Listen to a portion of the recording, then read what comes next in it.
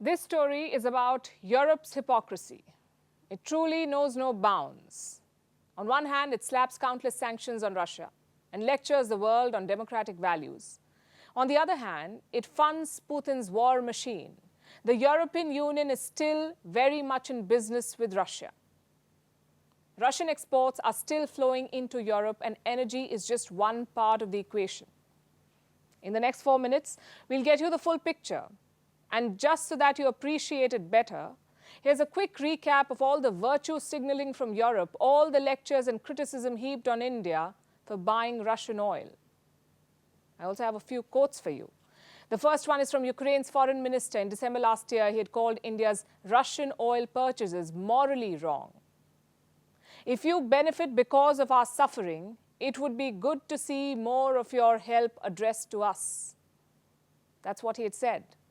And he wasn't the only one. A former top European diplomat sent this message to India. India cannot stay neutral on Ukraine crisis. EU disappointed with New Delhi's position.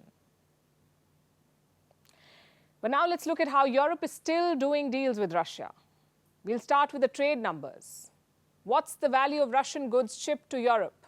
From March 2022, when the war began, to January 2023, the EU imported Russian goods worth $186 billion. $186 billion through the course of the war. What kind of imports were these? The biggest chunk was LNG, liquefied natural gas. Remember, the EU has sanctioned Russian coal and oil imports.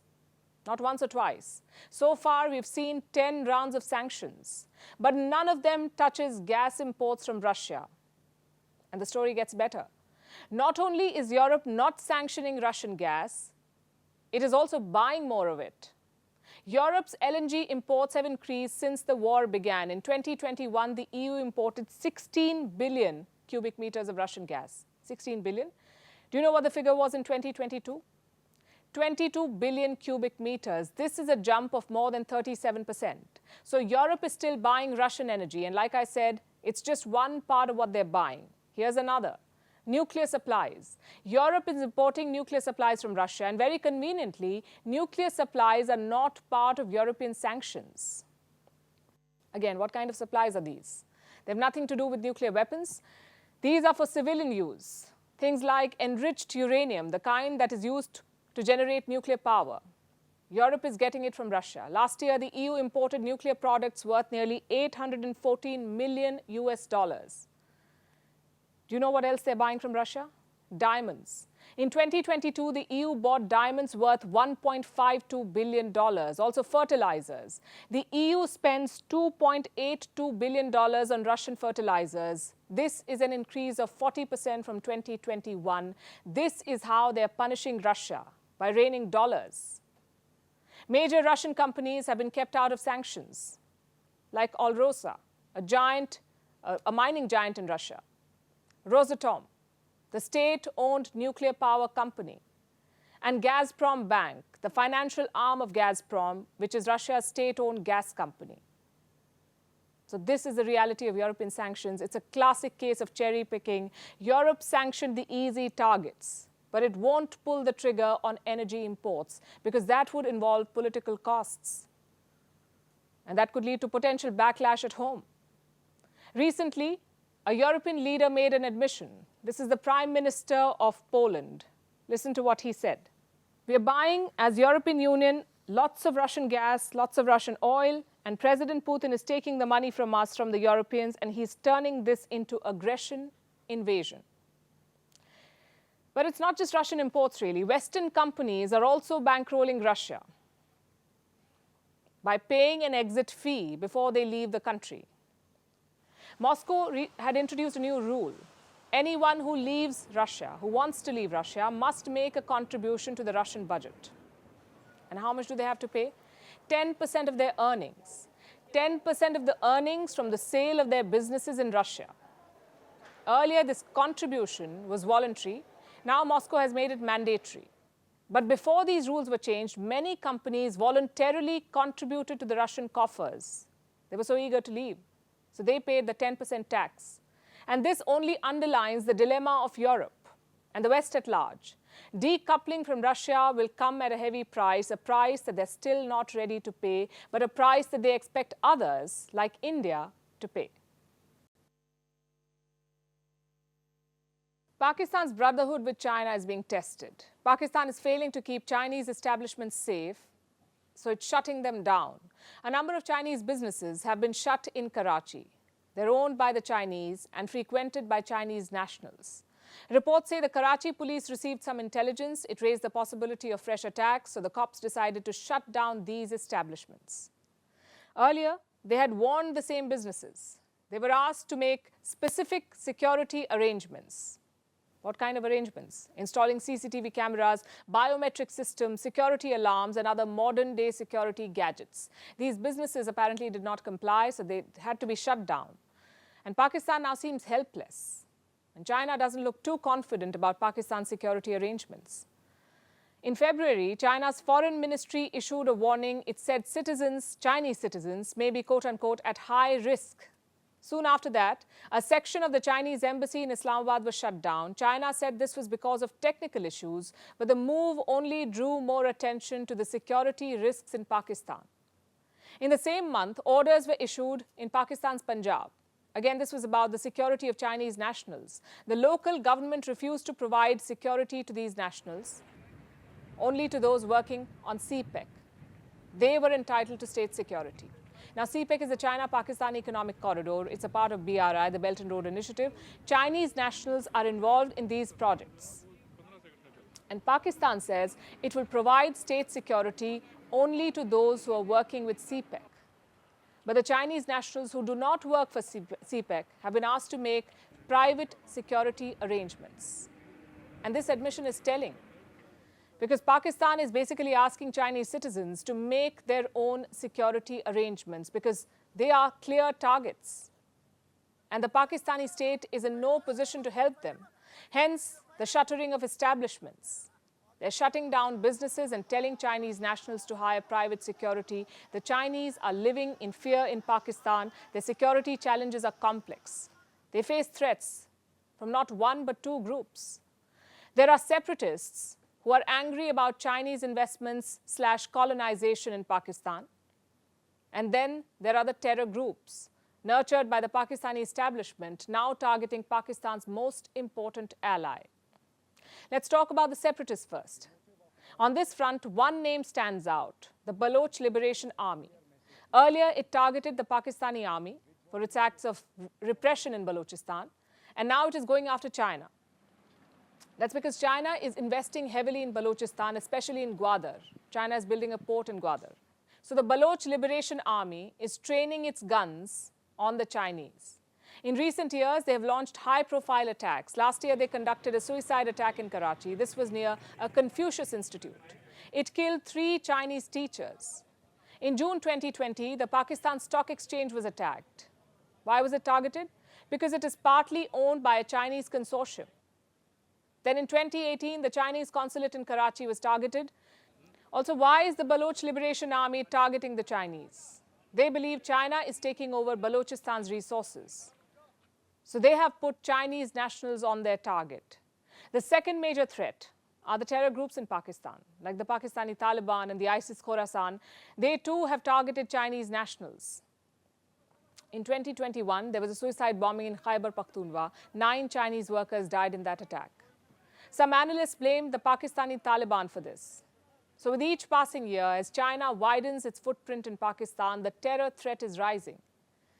And so far, the Pakistani state has failed to deliver.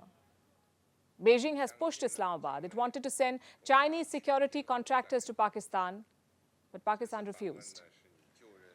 In January, Beijing sent another warning. China's new foreign minister spoke to his Pakistani counterpart, Bilawal Bhutto Zardari. And this is what he said. I'm quoting. The Chinese side is highly concerned about the safety of Chinese citizens in Pakistan and hopes that the Pakistani side will continue to take strong security measures. The Chinese requested strong security measures, and Pakistan's response was to shut down Chinese establishments altogether. How should Beijing assess this? There's only one way to look at this. Pakistan's incompetent security establishment has failed China yet again. Now let's turn our focus to Kenya, an East African country with more than 47 million people. It has been rocked by protests. The agitation began against the rising cost of living. It soon devolved into an anti-government demonstration, and now there is violence on the streets. At least 2 people have been killed. Looters have ransacked homes and businesses. A mosque and a church have been vandalized. The country is tense. Today, it saw a third large-scale protest. Kenyan police forces have ramped up security in the capital. But why are these demonstrations taking place? You see, they've been organized by Kenya's opposition parties. They ask protesters to gather every Monday and Thursday. The man leading this campaign is Raila Odinga, the most prominent opposition leader of Kenya. He contested the presidential election last year. He lost to William Ruto. Ruto is now the president, and Odinga has made a record of sorts. He has run for the post of president 5 times, and he has lost every time. But in this election, he was quite close. Reports say he secured about 49% of the vote. So he has popular support, if not the numbers. And he's weaponizing the support, taking the government to task. Like I said, the protest began with people complaining about the rising cost of living. Kenya, like most of the world, is dealing with the fallout of the war in Ukraine. There is rampant inflation. It has severely affected the cost of staples like food and fuel. And President William Ruto has made it worse. He has cut food and fuel subsidies. Electricity prices are set to rise next month. Ruto says he's doing this to try and curb Kenya's burgeoning public debt. His motives may sound logical, but they've bred resentment. And they've allowed the opposition to capitalize on public anger. Odinga is using this to challenge Ruto's rule. He wants the previous election overturned. He wants Ruto ousted. His supporters have rallied behind him to take on the government, and the government is fighting back. Police have used tear gas and water cannons on protesters. They blocked off Odinga's rally. The government tried to ban protests altogether by calling them illegal. But this goes against Kenya's constitution. The law protects the right to peaceful protest. But the government justifies the ban. It says the protests are not peaceful. Also, political violence in Kenya is not new. The worst was after the 2007 election. More than 1,000 people were killed then. It exacerbated ethnic fault lines in the country. Even today, all the factions are under attack. Government forces are being pelted with stones. Odinga's private businesses have been vandalized. Hundreds gathered and destroyed former President Uhuru Kenyatta's property. A mosque and a church were attacked. There is complete chaos. And at this time, President Ruto is in Germany on an official visit. But he vowed to protect public property and punish the perpetrators. I want to tell you that we have no exceptions on respect for the rule of law. And we also don't have exceptions on protection of property or lives. Everybody must respect the rule of law, and everybody is entitled to the protection of their property and of their assets and of their lives by the government of Kenya. It is unthinkable for any government to participate in the destruction of property of citizens. I want to tell you, as I tell Kenyans and members of the global community, that the government of Kenya will make sure that the property and lives of all Kenyans, including our visitors, will be protected, and those involved in criminal activity, including the invasions, will be brought to book. Meanwhile, Odinga has said it's actually Ruto who's behind the violence. Ruto's hands are all over this violence. When Azimio La Umoja called for protests in line with Article 37 of our Constitution, we never envisaged that in desperation, the state will respond by hiring goons and mercenaries to rain terror on peaceful and innocent Kenyans. It's a grand political mess. Everyone's pointing fingers at one another, and ordinary Kenyans are the ones caught in the crossfire. To me, it's a big loss. I've lost over 500,000. This is a very big loss. I don't know how I'll recover it. I don't know where I'll start from. I totally don't know what I'll do. Religious authorities in Kenya have asked people not to protest. International observers like the African Union are calling for dialogue. They say it's the only way forward because Kenya has seen enough violence. What it needs now is for cooler heads to prevail.